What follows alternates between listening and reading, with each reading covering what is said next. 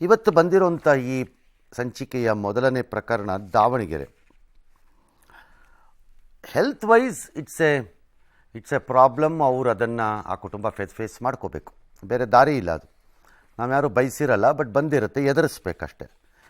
But health wise ಆದಾಗ ಅಥವಾ ಯಾವುದೋ ಸಂಕಷ್ಟ ಆದಾಗ ಅದನ್ನು ಎದುರಿಸೋ ರೀತಿಗಳು ಬೇರೆ ಬೇರೆ ಇರುತ್ತೆ. ಕೆಲವರು ಅದಕ್ಕೆ ಸರೆಂಡರ್ ಆಗಿಬಿಡ್ತಾರೆ. ಸರೆಂಡರ್ ಆಗಿ ಇನ್ನು ಮುಗೀತು ನಮ್ಮ ಲೈಫು ಅನ್ನೋ ತೀರ್ಮಾನಗಳಿಗೆ ಬರೋಕ್ಕೆ ಸ್ಟಾರ್ಟ್ ಮಾಡ್ಕೋತಾರೆ. ಕೆಲವರು ನಿಭಾಯಿಸ್ಲಿಕ್ಕೆ ಪ್ರಯತ್ನ ಮಾಡ್ತಾರೆ ಏನೋ ಇರೋ ಅಲ್ಪ ಸ್ವಲ್ಪದಲ್ಲಿ. ಇನ್ನು ಕೆಲವರು they start fighting back, they fight back again. No, we can rebuild ಅಂತಾನೋ ಅಥವಾ ವಿ ಕ್ಯಾನ್ ಸ್ಟಿಲ್ ಮ್ಯಾನೇಜ್ ಇದನ್ನೆಲ್ಲ ಅಂತಾನೋ ಒಂದು ಯೋಚನೆ ಮಾಡಿಕೊಂಡು ಫೈಟ್ ಮಾಡ್ತಾರೆ. ಆ ಯುದ್ಧಕ್ಕೆ ಇಳಿಯೋರು ಯಾರ್ಯಾರಿದ್ದಾರೆ ಅವ್ರು ನಿಜವಾಗ್ಲೂ ಛಲವಾದಿಗಳಾಗ್ತಾರೆ. ಅದರಲ್ಲೂ ಕೆಲವರು ಇನ್ನೊಬ್ಬರ ಮೇಲೆ ಡಿಪೆಂಡೆನ್ಸಿ ಬೇಡ, ಅವಲಂಬನೆ ಬೇಡ, ನಮ್ಮ ಮೇಲೆ ನಾವೇ ಟ್ರೈ ಮಾಡೋಣ ಅನ್ನೋ ಪ್ರಯತ್ನಗಳು ಇರುತ್ತವೆ. ಆ ಪ್ರಯತ್ನಗಳೇ ಶ್ಲಾಘನೀಯ ಯಾವಾಗಲೂ ಅಷ್ಟೆ. ನಾನು ಒಂದು 100 ಸರಿ ಹೇಳಿರ್ತೀನಿ ಸರ್ಕಾರಿ ಕಾರ್ಯಕ್ರಮಗಳ ವಿಚಾರದಲ್ಲಿ. ಅದೇ ಥರ ಇದುವೆ. ಎಲ್ಲ ಇನ್ನೊಬ್ಬರ ಮೇಲೆ ನಾವು ಅವಲಂಬಿತರಾಗ್ತಾ ಹೋದರೆ ನಮ್ಮ ಜೀವನ ನಡೆಯಲ್ಲ. ಎಷ್ಟು ದಿನ ಎಷ್ಟು ಜನರ ಕೈಯನ್ನು ಹಿಡಿದು ನಡೆಸ್ಲಿಕ್ಕೆ ಸಾಧ್ಯ ಇದೆ? ಇವತ್ತಿನ ಕಾಲದಲ್ಲಿ ತಂದೆ ತಾಯಿ ಕೈಯನ್ನೇ ಮಕ್ಕಳು ಹಿಡಿದೇ ಇರೋದು ಅಥವಾ ಮಕ್ಕಳ ಕೈಯನ್ನೇ ತಂದೆ ತಾಯಿ ಹಿಡಿದೇ ಇರೋ ಪರಿಸ್ಥಿತಿನಲ್ಲಿ ಥರ್ಡ್ ಪಾರ್ಟಿಗಳು, ಮೂರನೇ ವ್ಯಕ್ತಿಗಳು ಎಷ್ಟು ದಿನ ಮಾಡೋಕ್ಕಾಗತ್ತೆ? ಈ ಪ್ರಕರಣ ಅದಕ್ಕಿಂತ ಒಂಚೂರು ಭಿನ್ನವಾಗಿರುವುದರಿಂದ ನಾವು ಇದನ್ನು ಆಯ್ಕೆ ಮಾಡ್ಕೊಂಡಿದ್ದೀವಿ. ದಾವಣಗೆರೆ ಕತೆ ಹೀಗೆ ನಡೆದಾಡೋಕೆ ಆಗದ ಸ್ಥಿತಿಯಲ್ಲಿದ್ರೂ ಕಷ್ಟಪಟ್ಟು ಕೆಲಸ ಮಾಡ್ತಾ ಇರುವ ಈ ವ್ಯಕ್ತಿಯ ಹೆಸರು ಶಿವಾನಂದಪ್ಪ. ದಾವಣಗೆರೆ ನಗರದ ಜೈಲ್ ರಸ್ತೆಯಲ್ಲಿರುವ ಎಂಬಿ ಕೇರಿ ನಿವಾಸಿ. ಹೋಟೆಲ್ನಲ್ಲೇ ಅಡುಗೆ ಭಟ್ಟನಾಗಿ ಕೆಲಸ ಮಾಡ್ತಾ ಇದ್ರು. ಕೆಲ ವರ್ಷಗಳಿಂದ ಸ್ವಂತ ಟಿಫಿನ್ ಹೋಟೆಲ್ ಹಾಕೊಂಡು ಹೆಂಡತಿ ಮಕ್ಕಳ ಜೊತೆ ಜೀವನ ನಡೆಸ್ತಾ ಇದ್ರು. ಬಡತನ ಇದ್ರು ಮತ್ತೊಬ್ಬರನ್ನ ಕೇಳದಂತೆ ಇದ್ದುದ್ರಲ್ಲೇ ಹೆಂಡತಿ ಮಕ್ಕಳ ಜೊತೆ ಜೀವನ ನಡೆಸ್ತಾ ಇದ್ರು. ಆದ್ರೆ ಗಾಯದ ಮೇಲೆ ಬರೆ ಎನ್ನುವಂತೆ ಬಡತನದ ಜೊತೆಗೆ ಅನಾರೋಗ್ಯ ಇವರನ್ನ ಬಳಲುವಂತೆ ಮಾಡಿದೆ. ಶಿವಾನಂದಪ್ಪಗೆ ವೆರಿಕೋಸ್ ಆಗಿದ್ದು, ಅದು ಕೂಡ ಲಾಸ್ಟ್ ಸ್ಟೇಜ್ನಲ್ಲಿದೆ. 2 ಆಪರೇಷನ್ ಮಾಡಿಸಿದ್ರೂ ಕೂಡ ಯಾವುದೇ ಚೇತರಿಕೆ ಆಗಿಲ್ಲ. ಅದರಿಂದ ಕುಟುಂಬ ನಿರ್ವಹಣೆಗೆ ದಾವಣಗೆರೆಯ ಪಿಬಿ ರಸ್ತೆಯಲ್ಲಿ ರಾತ್ರಿ ವೇಳೆ ಟಿಫಿನ್ ಪ್ಯಾಕೆಟ್ಗಳನ್ನ ಮಾರ್ತಾ ಜೀವನ ನಡೆಸ್ತಾ ಇದ್ದಾರೆ. ಆದ್ರೆ ಈಗ ಶಿವಾನಂದಪ್ಪಗೆ ನಡೆದಾಡೋಕೆ ಕೂಡ ಕಷ್ಟ ಆಗುವ ಸ್ಥಿತಿ ನಿರ್ಮಾಣ ಆಗಿದೆ. ವೆರಿಕೋಸ್ನಿಂದ ಬಳಲ್ತಾ ಇರುವ ತಂದೆಗೆ ಮಗಳು ಆಸರೆಯಾಗಿದ್ದು, ಗುತ್ತಿಗೆ ಆಧಾರದ ಮೇಲೆ ಸರ್ಕಾರದ ಇಲಾಖೆಯೊಂದರಲ್ಲಿ ಕೆಲಸ ಮಾಡಿಕೊಂಡು ಕುಟುಂಬ ನಿರ್ವಹಣೆ ಮಾಡ್ತಿದ್ದಾರೆ. ಅಲ್ಲದೆ ಕೆಲಸ ಮುಗಿದ ತಕ್ಷಣ ತಿಂಡಿಗಳನ್ನ ಪಟ್ಟಣ ಕಟ್ಟಿ ತಂದೆಯನ್ನ ಆಟೋದಲ್ಲಿ ವ್ಯಾಪಾರ ಮಾಡುವ ಸ್ಥಳಕ್ಕೆ ಕಳುಹಿಸಿ ತಾನು ಸೈಕಲ್ನಲ್ಲಿ ಹೋಗಿ ತಿಂಡಿ ಪೊಟ್ಟಣ ಇರುವ ಬ್ಯಾಗನ್ನ ಸೈಕಲ್ಗೆ ಹಾಕಿ ತಂದೆಯನ್ನ ಸ್ಟೂಲ್ ಮೇಲೆ ಕೂರಿಸಿ ಹೋಗ್ತಾರೆ. ಅಲ್ಲೇ ಕೂತ ಅಪ್ಪ ತಿಂಡಿ ಪೊಟ್ಟಣಗಳನ್ನ ಮಾರ್ತಾರೆ. ತಂದೆಗೆ ಸೈಕಲ್ ಮೇಲೆ ತಿಂಡಿ ಮಾರೋದು ಕಷ್ಟವಾಗಿದೆ. ಹಾಗಾಗಿ ಯಾರಾದರೂ ದಾನಿಗಳು 3 ಚಕ್ರ ಇರುವ ಬೈಕ್ ಕೊಡಿಸಿದ್ರೆ ತಂದೆಗೆ ವ್ಯಾಪಾರ ಮಾಡೋಕೆ ಅನುಕೂಲ ಆಗತ್ತೆ ಅಂತ ಮಗಳು ಮನವಿ ಮಾಡಿಕೊಂಡಿದ್ದಾಳೆ. ದುಡಿದು ಬದುಕುವ ಛಲವಿರುವ ಈ ವಯೋವೃದ್ಧನಿಗೆ ಪಬ್ಲಿಕ್ ಟಿವಿಯ ಬೆಳಕು ಕಾರ್ಯಕ್ರಮದ ಮೂಲಕ ಸಾಥ್ ನೀಡುವ ಪ್ರಯತ್ನ ನಮ್ಮದು. ಎಲ್ಲಿ ವರ್ಕ್ ಮಾಡ್ತಾ ಇದ್ದಿದ್ದು ನೀವು? Bus stand. ನಿಮಗೆ ಕಾಲು ಪ್ರಾಬ್ಲಮ್ಮು, ಬೇರೆ ಎಲ್ಲ ಏನು ಪ್ರಾಬ್ಲಮ್ ಇಲ್ವಲ್ಲ? ಇಲ್ಲ. ಕೈ ಅಥವಾ ಮಾತಾಡೋದು ಅದೆಲ್ಲ ಪ್ರಾಬ್ಲಮ್ ಇಲ್ಲ? ಇಲ್ಲ. ಮತ್ತೆ ಯಾಕೆ ಹಂಗೆ ಕೂತ್ಕೋತೀರಿ? ಆರಾಮಾಗಿ ಕೂತ್ಕೊಳ್ಳಿ. ಅಲ್ಲ, ಈಗ ಕೂತ್ಕೊಳ್ಳೋದು, ಕುರ್ಚಿ ಮೇಲೆ ಕೂತ್ಕೊಂಡು ವ್ಯಾಪಾರ ಮಾಡೋದು. ಹಾಂ, ಸೈಕಲ್ ಮೇಲೆ ಇಟ್ಕೊಂಡು. ನಿಮ್ಗೆ ಏನಾಗಿದೆ ಅಂದ್ಕೊಂಡಿದ್ದೀರಿ? ಯಾರಿಗೆ? ನಿಮಗೆ. ನನಗೆ ವೆರಿಕೋಸ್ ಪ್ರಾಬ್ಲಮ್ ಆಗಿ ಅಷ್ಟೇ. ಕಾಲು ಎರಡಕ್ಕೂ ಆಗಿದೆ, ವೆರಿಕೋಸ್ ಆಗಿದೆ. ಓಡಾಡಕ್ಕೆ ಬರಲ್ಲ. ಆಗಲ್ಲ, ಜೋಲಿ ಹೋಗುತ್ತೆ. ಆಯಿತು, ತೊಂದರೆ ಇಲ್ಲ, ಅಷ್ಟೇ ತಾನೇ? ಅದ್ರ ಮೇಲೆ ಏನಾಗಿಲ್ವಲ್ಲ? ಕೈ ಕರೆಕ್ಟ್ ಆಗಿದೆಯಲ್ಲ? ಕೈ ಕರೆಕ್ಟ್. ತಲೆ ಸರಿ ಇದೆಯಲ್ಲ? ಕಾಲು ಓಡಾಡಕ್ಕೆ ಬರಲ್ಲ. ಬ್ಯಾಲೆನ್ಸ್ ಮತ್ತೆ ಅದೇ ಹೇಳ್ತಾರೆ ಇವರು. ಅಲ್ಲ, ಬ್ಯಾಲೆನ್ಸ್ ಸಿಗಲ್ಲ ಆದಂಗೆ. ಕಾಲು ಬಿಟ್ಟು ನಿಮ್ಗೆ ಇನ್ನೇನಾಗಿದೆ? ಕಾಲು ಆಗಿಲ್ವಲ್ಲ? ಕೈ ಸರಿ ಇದೆಯಲ್ಲ? ಸೊಂಟ ಸರಿ ಇದೆಯಲ್ಲ? ತಲೆ ಸರಿ ಇದೆಯಲ್ಲ? ಸೊಂಟ ಬಗ್ಗಿದೆ ಸ್ವಲ್ಪ. ಆದರೂ ಪರವಾಗಿಲ್ಲ, ತಲೆ ಸರಿ ಇದೆಯಲ್ಲ, ಕೈ ಸರಿ ಇದೆಯಲ್ಲ, ಬುದ್ಧಿ ಕರೆಕ್ಟ್ ಆಗಿದೆಯಲ್ಲ? ಬುದ್ಧಿ ಕರೆಕ್ಟ್. ನನಗೇನು ಆಗಿಲ್ಲ ಅಂತ ಸ್ಟಾರ್ಟ್ ಮಾಡಬೇಕು ನೀವು. ನಿಮಗೆ ನಾನೀಗ ಹೆಲ್ಪ್ ಮಾಡೋದು ಮಾಡಿಕೊಡೋದು ದೊಡ್ಡದಲ್ಲ, ಅರ್ಥ ಆಯ್ತಾ? ಅದು ದೊಡ್ಡದಲ್ಲ. ಅದನ್ನು ಯಾರೋ ಒಬ್ಬರು ಮಾಡ್ತಿದ್ರು, ನಮ್ಮ ಕಡೆಗೆ ಬಂದಿದೆ, ನಾವು ಮಾಡ್ತಿರ್ಬೋದು ಅಷ್ಟೇ. ಅದು ಅದು ದೊಡ್ಡದಲ್ಲ. ಅದು ಯಾವ ಪ್ರಾಬ್ಲಮ್ಮೂ ಇಲ್ಲ ಅಂತಂತ ತಿಳ್ಕೊ. ನನಗೆ ಇಲ್ಲ ಅಂದ್ಕೊಂಡು ಕೆಲಸ ಸ್ಟಾರ್ಟ್ ಮಾಡಬೇಕು. ನನಗೆ ಇದೆ ಅಂದ್ಕೊಂಡ್ರೆ ಕೆಲಸ ಆಗಲ್ಲ. ಗೊತ್ತಾಯ್ತಾ ನಿಮ್ಗೆ ನಾನು ಹೇಳ್ತಿರೋದು? ಒಬ್ಬಳೇ ಮಗಳಲ್ವಾ? ಮಗ ಇದ್ದ ಸರ್, ಅವನು ತೀರ್ಕೊಂಡ 23 ವರ್ಷ ಇದ್ರು. ನಿಮ್ಮಿಬ್ಬರಿಗೂ ಮದುವೆಗೆ ಎಷ್ಟು ವರ್ಷ ಆಯಿತು? ನಮ್ಮದು 91 ಆಗೈತೆ ಸರ್. ಎಲ್ಲಿ ಸಿಕ್ಕಿದ್ರು? ಮನೆಯವ್ರು ನೋಡಿದ್ದ? ಸೋದ್ರ ಮಾವ ಅಕ್ಕನ ಮಗಳನ್ನೇ ಅವರಿಗೆ ಕೊಟ್ಟಿದ್ದಾರೆ. ಇದು ಯಾವಾಗ ಸ್ಟಾರ್ಟ್ ಆಗಿದ್ದು? ಇದು ಅವ್ರಿಗೆ ನನ್ನ ಮದುವೆ ಆಗೋದಕ್ಕಿಂತ ಮುಂಚೆನೇ ಆಗೈತೆ ಸರ್. ಅವಾಗೆಲ್ಲ ಆಪ್ರೇಷನ್ಗಳಾಗಿದ್ದಾವೆ. ಭಾಳ ಸಲ ತೋರಿಸಿ ಭಾಳ ಸಲ ಆಪ್ರೇಷನ್ ಆಗಿದಾವೆ ಸರ್. ಇವಾಗ ಲಾಸ್ಟ್ ಸ್ಟೇಜ್ ಅವ್ರದ್ದು. ಬಾಪೂಜಿಯಲ್ಲಿ ಈಗ ಏನು ಮಾಡ್ತಾರೆ? ಬಾಪೂಜಲ್ಲಿ 6 ತಿಂಗಳು ಇದ್ರು. ಈಗ ಏನು ಮಾಡ್ತಾರೆ ಲಾಸ್ಟ್ ಸ್ಟೇಜ್ ಅಂದರೆ? ಲಾಸ್ಟ್ ಸ್ಟೇಜ್ ಅಂದರೆ ಕಾಲು ಕಟ್ ಮಾಡ್ಬೇಕಂತಾರೆ ಧಾರವಾಡ. ಇವಾಗ ಪ್ರೆಸೆಂಟ್ SDM ಹಾಸ್ಪಿಟಲ್ ಧಾರವಾಡಲ್ಲಿ ಇದೆ ಅಲ್ಲ ಸರ್, ಅಲ್ಲಿ ತೋರಿಸ್ತಾ ಇದ್ದೀವಿ ಸರ್ ನಾವು ಇವಾಗ. ಅಲ್ಲ, ಕಟ್ ಮಾಡಿದ್ಮೇಲೆ ಏನಾಗುತ್ತೆ? ಅಂದ್ರೆ ಅದು ಇವಾಗ ಅವರು ಪ್ರತಿ ಸತಿ ಬ್ಯಾಂಡೇಜ್ ಮಾಡೋದು ಎಲ್ಲ ಡ್ರೆಸ್ಸಿಂಗ್ ಡ್ರೆಸ್ಸಿಂಗ್ ಮಾಡ್ತಾರೆ ಸರ್. 2 ಕಾಲಿಗೆ ಸ್ಕಿನ್ ಎಲ್ಲ ಹೋಗ್ಬಿಟ್ಟಿದೆ. ಅದು ಇದ್ರೆ ಪ್ರಾಬ್ಲಮ್ಮು.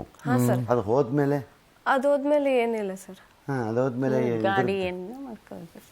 ಗಾಡಿ ಅಲ್ಲ, ಇದ್ರದ್ದು ಕಾಲುಗಳು ಬರುತ್ತಲ್ಲ. ಹಾ ಸರ್, ಅದು ಫೈಬರ್ ಅದನ್ನ ಇದು ಮಾಡ್ಕೋಬೇಕು. ಆಮೇಲೆ ಮುಂದೆ ಅದನ್ನ ಯಾವಾಗ ಮಾಡ್ತಾರೆ? ಅದೇ ಸರ್, ಅವರು ನಾವು ಮೊನ್ನೆ ಆಗಸ್ಟಿಗೆ ಚೆಕಪ್ಪಿಗೆ ಹೋದಾಗ ಅವ್ರು ನೋಡಿ, ಇಲ್ಲಮ್ಮ ಮತ್ತೆ ಇನ್ನೊಂದು ಸ್ವಲ್ಪ ದಿನ ನೀವು ಮೊದಲು ಹೆಂಗೆ ಕಾಲು ಕಡಿಬೇಕಂತ ಬಂದಿದ್ರು ಹಂಗೆ ಆಗುತ್ತೆ ನೋಡ್ರಿ ಅಂತ ಅಂದ್ರೆ ಅಷ್ಟೇ ಸರ್. ನಾವು ಇನ್ನೂ ಇವ್ರಿಗೆ ಇನ್ಫಾರ್ಮ್ ಮಾಡಿರ್ಲಿಲ್ಲ. ಇವಾಗ ಅದು ಭಾಳ ಇನ್ಫೆಕ್ಷನ್ ಆಗ್ತಾ ಇದೆ ಸರ್. ಮಾಡೋದು ಬೆಟರ್ ಅಲ್ವಾ? ನಾನು ಅದನ್ನೇ ಬೇಡ ಅಂತ ಸರ್. ಕಾಲು ಕಡಿದ್ರೆ ನಮಗೆ ಅಬ್ಜೆಕ್ಷನ್ ಆಗುತ್ತೆ. ಅವ್ರು ಇವಾಗ ಇನ್ನೂ ಪ್ರಾಬ್ಲಮ್.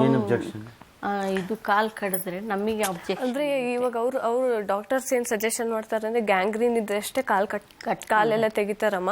ಈ ತರ ಜಸ್ಟ್ ವೆರಿಕೋಸ್ ವೈನ್ಸಿಗೆಲ್ಲ ತೆಗಿಯಲ್ಲ ಅಷ್ಟು ಸುಲಭವಾಗಿ. ಅದು ಒಂದು ಅಂಗಾಂಗನ, ದೇಹದ ಅಂಗಾಂಗ ಭಾಗ ತೆಗಿಬೇಕಂದ್ರೆ ಅದಕ್ಕೆಲ್ಲ ನೀವು ಒಪ್ಪಿಗೆ ಹಿಂಗೆ, ಅದಕ್ಕೆ ಅಷ್ಟು ಸುಲಭ ಆಗಲ್ಲ.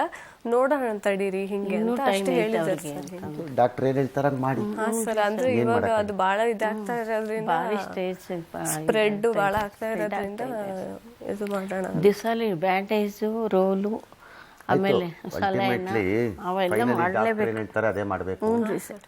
ಅವ್ರು ಅಂತಾರೆ ಸರ್, ಇವಾಗ ನೀವು ಇಷ್ಟು ಇಂಥ ಸ್ಟೇಜಿಗೆ ನೀವು ಆರೈಕೆ ಮಾಡ್ಕೊಂತ ಬಂದಿರೋದಕ್ಕೆ ಇವರು ಆಲ್ರೈಟ್ ಇದ್ದಾರೆ, ಬಚಾವಾಗಿದ್ದಾರೆ. ಈಗ ಅಡಿಗೆ ಮಾಡೋರು ಯಾರು? ಹೌದಾ? ನಾವೆಲ್ಲ ಮೇಂಟೆನೆನ್ಸ್ ತರದು, ಪಾತ್ರೆ ಎಲ್ಲ ತೊಳೆಯಕ್ಕೆ ಯಾರನ್ನೂ ಇಟ್ಕೊಂಡಿಲ್ಲ ಸರ್. ರಾಜ ಮಾಡಿದ ರಾಜ, ಅರಸ ಮಾಡಿದ ಅರಸ. ಅವ್ರು ಮಾಡಿದ್ದು ಸ್ವಚ್ಛತೆ ಇರಲ್ಲ, ನಮಗೆ ಕ್ಲೀನ್ನೆಸ್ ಬೇಕು. ನೀವೇ ಅಡಿಗೆ ಮಾಡ್ತೀರಾ? ಅವರೇ ಮಾಡ್ತಾರೆ ಸರ್. ಅವ್ರು ಅಜ್ಜವ್ರ ಅಡಿಗೆ ಮಾಡ್ತಾರೆ ಸರ್. ಇವಾಗ ಮಾಡಿ ಪ್ಯಾಕೆಟ್ ಕಟ್ಟೋದಾ? ಪ್ಯಾಕೆಟ್ ಮಾಡ್ತಾರೆ ಸರ್. ಚಿತ್ರಾನ್ನ, ಪಲಾವು, ವಾಂಗಿಬಾತು, ರೈಸ್ ಬಾತು. ಅಂದ್ರೆ ಒಂದೊಂದು ಎಲ್ಲಿ ಮಾರೋದು? ಅಲ್ಲಿ ಹಳೆ ಬಸ್ ಸ್ಟ್ಯಾಂಡ್ ಹತ್ರ ಹೋಗ್ತಾರೆ. ಎಷ್ಟು ಪೇಪರ್ ಆಗುತ್ತೆ? 1,000. ಹಬ್ಬ ಹುಣ್ಣಿಮಿದ್ರೆ 1,300. ಅಂದ್ರೆ ಹೂವಿನ ವ್ಯಾಪಾರ, ಹೂವಿನ ಅಂಗಡಿ ಹತ್ರನೇ ಇಟ್ಕೊಂತಾರಲ್ಲ ಸರ್. ಮಾರ್ಕೆಟ್ ಬಸ್ ಸ್ಟ್ಯಾಂಡ್ನಾಗೆ ಇತ್ತು, ಬೇಷಾಗ್ತೈತೆ ವ್ಯಾಪಾರ. ಈಗ ವ್ಯಾಪಾರ ಕಡಿಮೆ. ಹೂವಿನ ಮಾರ್ಕೆಟ್ ಇತ್ತಲ್ಲ ಹೋಲ್ಸೇಲು, ಅಲ್ಲಿ ಭಾಳ ಜನ ಬರ್ತಾರೆ, ಹಳ್ಳಿ ಜನ ಎಲ್ಲ ಹೋಗಂಬ್ರೆ ವ್ಯಾಪಾರ ಬೇಸಾಗ್ತಿತ್ತು. ಈಗ ವ್ಯಾಪಾರ ಆಗಲ್ಲ, ಕಡಿಮೆ. ಕಸ್ಟಮರ್ಸ್ ಅಷ್ಟೇ ಬರೋದು. ನೀ ಏನು ಮಾಡ್ತೀಯಾ? ನಾನು ಇವಾಗ ಲ್ಯಾಂಡ್ ಆರ್ಮಿ ಆಫೀಸಲ್ಲಿ ಕೆಲಸ ಮಾಡ್ತಾ ಇದ್ದೀನಿ ಸರ್. Very good. ನೀ ಏನು ಓದಿದ್ದು? ನಾನು BCom ಓದಿದ್ದೀನಿ, ಡಿಪ್ಲೊಮಾ ಇನ್ ಕಮರ್ಷಿಯಲ್ ಪ್ರಾಕ್ಟೀಸ್ ಮಾಡ್ಕೊಂಡು ಡಿಗ್ರಿ ಮಾಡಿದ್ದೀನಿ. MComಗೆ ಜಾಯ್ನ್ ಆಗಿದ್ದೆ, ಕ್ವಿಟ್ ಮಾಡಿದೆ ಸರ್. ಇವರಿಗೆ ಪ್ರಾಬ್ಲಮ್ ಆಗ್ಬಿಡ್ತು ಸರ್. ಕೆಲಸ ಮನೇಲಿ ಟ್ಯೂಷನ್ ಮಾಡ್ತೀನಿ ಸರ್. ವಾವ್, ಎಷ್ಟನೇ ಕ್ಲಾಸ್ಗೆ? 7th ವರೆಗೆ ಮಾಡ್ತೀನಿ ಸರ್. 7th ವರೆಗೆ. ಆಯಿತು. ಇಲ್ಲಿಗೆ ಯಾಕೆ ಬಂದ್ರಿ? ಇದು ಅವ್ರಿಗೆ ಅನುಕೂಲತೆ ಆಗಲಿ ಅಂತ ಅನ್ಸುತ್ತೆ. ಹಾಂ, ಹೆಂಗೆ ಗಾಡಿ ಇದೆ. ಅದಾಯ್ತು. ಅದು ಇಲ್ಲಿಗೆ ಬರ್ಬೇಕು ನಿನ್ಗೆ ಹೇಳಿದ್ಯಾ? ನಿನ್ಗೆ ಯಾರು ಇದ್ದಿದ್ದು? ಐಡಿಯಾ ಯಾರ್ದು? ನಮಗೆ ಐಡಿಯಾ ನಿಂದ? ನಂದೇನಿಲ್ಲ ಸರ್. ಯಾರ್ದು ಐಡಿಯಾ ಇದು? ಮೇಡಮ್ ಒಬ್ರು ಪೊಲೀಸ್ ಇದು ಸಜೆಷನ್ ಮಾಡಿದ್ರು. ಅಂದ್ರೆ ಇವರು ಲೈನ್ ಮ್ಯಾನ್ ಮೇಡಮ್ ಪೊಲೀಸ್ ಬಿದ್ಬಿಟ್ಟಿದೆ, ಸಡನ್ ಆಗಿ ಬಂದ್ಬಿಟ್ಟಿದೆ. ಬಂದಾಗ ಆ ಮನುಷ್ಯ ಬಿದ್ದ ಅಲ್ಲ ಹಂಗಂತಂದು ಗಾಬರಿ ಆಗಿ ನಮಗೆ ಪಬ್ಲಿಕ್ ಪ್ರಾಪರ್ಟಿಗೆ ಫೋನ್ ಮಾಡಿದರು. ದಿವಸ ಒಬ್ಬರು ಅಲ್ಲಾದಿ ಅವರು ಮಾವ ಅಂತಂದೆ ಭಾವಿಸ್ಕೊಂತ ಅವ್ರಿಗೆ ದಿವಸ ಒಬ್ಬರು ಕರ್ಕೊಂಬರ್ತಾ ಇದ್ದಾರೆ ಸರ್. ಆಟೋದಲ್ಲಿ ಕರ್ಕೊಂಡ್ ಬರ್ತಾರೆ ಸರ್. ಕರೆಕ್ಟ್. ಆಮೇಲೆ ಇಲ್ಲಿ ಕಳಿಸಿದ್ಯಾ? ಇಲ್ಲಿ ಕಳಿಸಿದ್ದು ಅವರು ಇವರು ಪಬ್ಲಿಕ್ ಟಿವಿಯರ್ನ ಕರೆಸಿದ್ರು. ಯಾರು? ಅವ್ರ ಹೆಸರು ಸ್ವಲ್ಪ ನನಗೆ ಕರೆಸಿದ್ಯಾರು? ಆ ಮೇಡಮೇ ಕರೆಸಿದ್ರು. ಆ ಮೇಡಮ್ ಯಾರು? ಆ ಮೇಡಮ್ ಹೆಸರು ಇವರಿಗೆ ಯಾರ್ರಿ ಆ ಮೇಡಮ್? ಅವ್ರ ಸರಿ ಗೊತ್ತಿಲ್ಲ. ಸರಿ, ಅವ್ರು ಏನವರು? Inspector sir. ಇನ್ಸ್ಪೆಕ್ಟರ್. ಅವರು ರಾತ್ರಿ ಎಲ್ಲ ಇದ್ ಮಾಡ್ತಾ ಇರ್ತಾರಲ್ಲ ಟ್ಯಾಬ್ಲೆಟ್ಸ್ ರೌಂಡ್ಸಿಗೆ ಬರ್ಬೇಕಾದ್ರೆ ಇವರಿಗೆಲ್ಲ ಸ್ಟ್ರಿಕ್ಟ್ ಮಾಡ್ತಾರಲ್ಲ ಸರ್, ಬೀದಿ ಬದಿ ವ್ಯಾಪಾರ ಅವರಿಗೆಲ್ಲ. ಅವಾಗ ಇವ್ರು ಹಿಂಗೆ ಅಂತ ಅವರಿಗೆ ಪರಿಸ್ಥಿತಿ ಗೊತ್ತಿಲ್ಲ. ಅವರು ಹೋಗ್ಬರ್ರಿ ಅಂತ ಎಲ್ಲ ಇದ್ ಮಾಡ್ತಾ ಇರ್ಬೇಕಾದ್ರೆ ಅವರು ಕೋಲ್ ಹಿಡ್ಕೊಂಡ್ ಬಂದಿರೋದಕ್ಕೆ ಇವ್ರಿಗೆ ಎದ್ದಾಳಕ್ ಆಗಿಲ್ಲ. ಆ ಎದ್ದಾಳಕ್ ಹೋಗಿ ಬಿದ್ಬಿಟ್ಟು ಇಲ್ಲೆಲ್ಲ ಫುಲ್ ತರ್ಸ್ಕೊಂಡ್ ಬಂದ್ಬಿಟ್ಟಿದ್ರು ಸರ್. ಅವಾಗ ನಾನು ಅಚಾನಕ್ಕಾಗಿ ಆ್ಯಕ್ಚುಲಿ ಅವತ್ತು ಮೆಡಿಸನ್ ಥರದಿತ್ತು, ವೆಲ್ನೆಸ್ ಫಾರ್ ಎವರ್ 24x7 ತೆಗ್ದಿರ್ತೈತಿ, ಗುಳ್ಗಿ ಚೀಟ್ ತೊಗೊಂಡೋಗಿ ಅಂತ ಅಚಾನಕ್ಕಾಗಿ ಅವ್ರಿಗೆ ಫೋನ್ ಮಾಡಿದ್ದೆ ನಾನು. ಅವಾಗ ಅವರು ಸಬ್ ಇನ್ಸ್ಪೆಕ್ಟರ್ ಅವ್ರ ಮೇಡಮ್ ಎತ್ತಿ, ಏನರಮ್ಮ ನಿಮ್ಗೇನು ಗೊತ್ತಾಗ್ತತ ಇಲ್ಲ, ಅವ್ರಿಗೆ ಹಾಕಲ್ಲ ಏನಿಲ್ಲ, ನೀವು ಅಂಥವ್ರನ್ನ ಕಳಿಸ್ತೀರಾ ಹಿಂಗೆ ಅಂತ ಎಲ್ಲ ಬೈತಾ ಇದ್ರು. ಆಮೇಲೆ ಅವ್ರು ಇನ್ನೊಬ್ರು ಸರ್ ಇರ್ತಾರಲ್ಲ, ಅವ್ರು ಹೇಳಿದ್ರು, ಇಲ್ಲ ಮೇಡಮ್ ಹಿಂಗೆ ಅವ್ರ ಮನೆ ಪರಿಸ್ಥಿತಿ ಹಿಂಗಿದೆ, ಅವ್ರ ಒಬ್ಳೆ ಮಗಳು ರಾತ್ರಿ ಬಂದು ಸೈಕಲ್ ತಂದು ಕೊಡ್ತಾಳೆ ಅವ್ರ ಪಪ್ಪಂಗೆ ಹಿಂಗೆ ಅಂತ ಹೇಳಿದ್ಮೇಲೆ, ಓ ಇಲ್ಲ ನಮಗೆ ಪರಿಸ್ಥಿತಿ ಹಿಂಗೆ ಅಂತ ಗೊತ್ತಿಲ್ಲ. ಅವ್ರು ಮಾಡಿದ್ದ ಇದು ಅರೇಂಜ್ಮೆಂಟ್ ಅವ್ರು ಪಬ್ಲಿಕ್ ಟಿವಿಯರ್ನ ಕರೆಸಿ ಹಿಂಗಿದೆ ಅವ್ರ ಪೊಸಿಷನ್ ಹಿಂಗ ಅಂತ ಅವರು ಆಟೋದವರು ಬಾರಿ ಹೇಳಿದ್ರು ಸರ್. ಅವ್ರ ಮನೆಗೆ ಯಾರು ಇಲ್ಲ. ಈಗ ಆ ಸೈಕಲ್ ಸ್ಕೂಟ್ರದ್ದು ಆದ್ರೆ ಅವ್ರಿಗೆ ಓಡ್ಸಕ್ಕಾಗತ್ತಾ? ಬರುತ್ತೆ. ಆಗತ್ತೆ. All right. ಅವ್ರದ್ದು ಇನ್ನೊಂದು ಪ್ರಾಬ್ಲಮ್ ಸರ್, ಕಾಟನ್ನು ಅವೆಲ್ಲ ಭಾಳ ತಗೋಬೇಕು ಯಾವಾಗಲೂ. 15 ದಿವಸದಲ್ಲಿ ಖಾಲಿ ಆಗುತ್ತೆ. ಇವಾಗ ಏನಂತಾರೆ, ಇವಾಗ ನಾನು ಯಾಕೆ ದುಡಿಯಕ್ಕೆ ಹೋಗ್ಬೇಕಂದ್ರೆ ಈ ಮೆಟೀರಿಯಲ್ಸ್ ತಗೊಳಕನ ನಾನು ಮಾಡ್ಕೊಳಕನ ಹೋಗ್ಬೇಕು ಅಂತಾರೆ. ಅವಳು ದುಡಿತಿದ್ದಾಳೆ, ಹ್ಞೂ ಸರ್, ಆಯ್ತು ಮಾಡ್ಲಿ ಅವಳು ಸ್ವಲ್ಪ ದಿನ.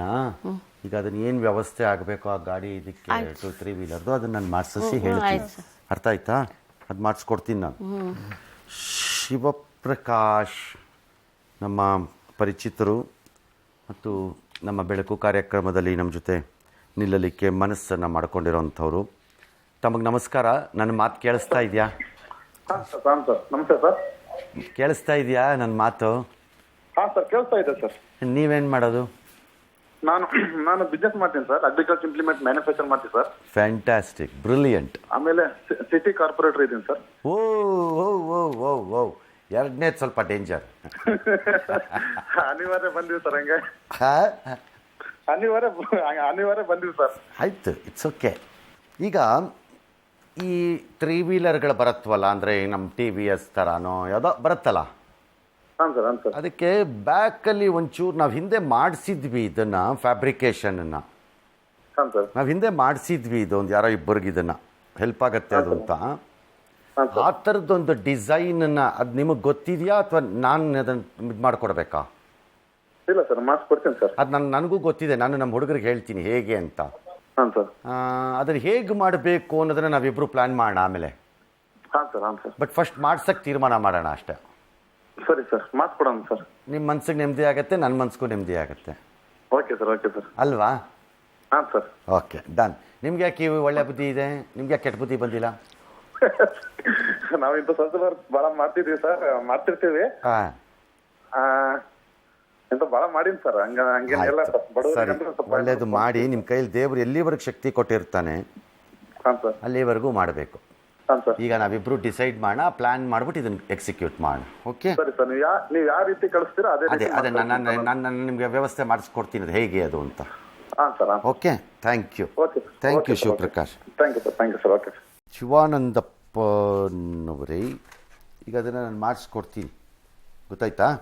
ಅದಕ್ಕೆ ಒಂದು ಡಿಸೈನ್ ಇದೆ.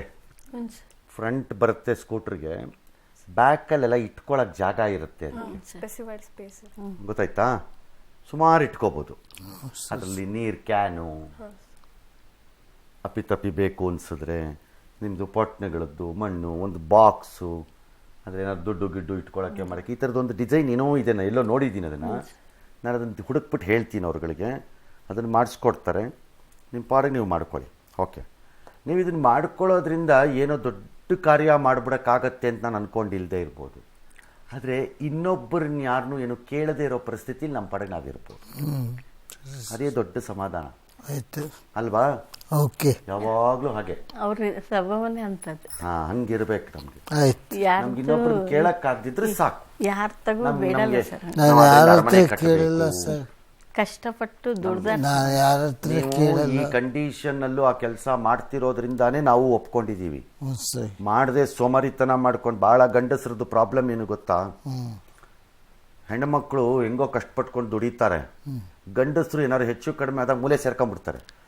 ಏನೂ ಆಗಲ್ಲ ಏನೂ ಆಗಲ್ಲ ಅಂತ ಎಲ್ಲ ಹೆಂಗಸ್ರ ಮೇಲೆ ತಾಕ್ಬಿಟ್ಟು ಕುತ್ಕೊಂಡ್ಬಿಡ್ತಾರೆ. ಆಮೇಲೆ ಹಂಗೆ ಮಾಡಿಲ್ಲ. ನಾನು ಯಾರಿಗೂ ಅದಕ್ಕೆ ನಾನು ಒಪ್ಕೊಂಡಿರೋದು ಇದನ್ನ. ಓಕೆ ಅರ್ಥ ಸರ್. ಆಯ್ತಾ? ಓಕೆ. ಇದನ್ನ ನಾವು ಒಪ್ಕೋತಿರ್ಲಿಲ್ಲ. ಆಯ್ತು. ಸೋಮಾರಿಗಳಿಗೆ ನಾನು ಸಪೋರ್ಟ್ ಮಾಡಲ್ಲ. ಇಲ್ಲ ಗೊತ್ತಾಯ್ತಾ? ನನ್ನ ಕೋಪ ಅವ್ರನ್ನ ಕಂಡ್ರೆ ಇಲ್ಲ. ಏನು ಮಾಡೋಕ್ಕಾಗದೆ ಇರ್ಬೋದು, ಏನಾದರೂ ಮಾಡಬೇಕು, ಹೌದು. ಸುಮ್ಮನೆ ಕೂರಬಾರ್ದು. ಹೌದು ಸರ್. ಆಮೇಲೆ ಈ ಥರ ಆದಾಗ ನನಗೇನೋ ಆಗ್ಬಿಟ್ಟಿದೆ ಅನ್ಕೋಬಾರ್ದು. ಇಲ್ಲ. ನನಗೇನೂ ಆಗಿಲ್ಲ, ಇಷ್ಟೇ ಆಗಿರೋದು ಅನ್ಕೋಬೇಕು. ಹೌದು ಸರ್. ಓಕೆ.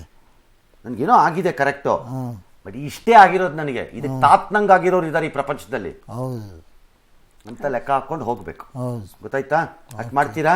ಮಾಡ್ತೀನಿ. ಮಾಡಿಸಿ ನಾನು ಕೊಡೋ ಜವಾಬ್ದಾರಿ ನಂದು, ನಾನು ಮಾಡಿಸ್ಕೊಡ್ತೀನಿ. ಆಯ್ತು. ದೇವ್ರು ಒಳ್ಳೇದು ಮಾಡಲಿ. ಆಯ್ತು. ಒಳ್ಳೆ ಮಗಳಿದ್ದಾಳೆ. Okay sir. ಒಳ್ಳೆಯವಳ? ಅಯ್ಯೋ ಭಾಳ ಅವ್ರ ಅಪ್ಪಾಜಿ ಅಂದ್ರೆ ಅಷ್ಟು ಪ್ರೀತಿ. ಅವಳು ಹೋಗಿ ಬರೋದು ಅಕ್ಕಿ ಮೇಲೆ ಮಾಡೋದು. ಭಾಳ ಜೀವ, ನಮ್ಮ ಮೇಲೆ ಭಾಳ ಜೀವ ಅಕ್ಕಿ. ಇನ್ಮೇಲೆ ನಮ್ಮ ಅವ್ಳ ಅಪ್ಪ ಜೀವ ಅಲ್ಲ.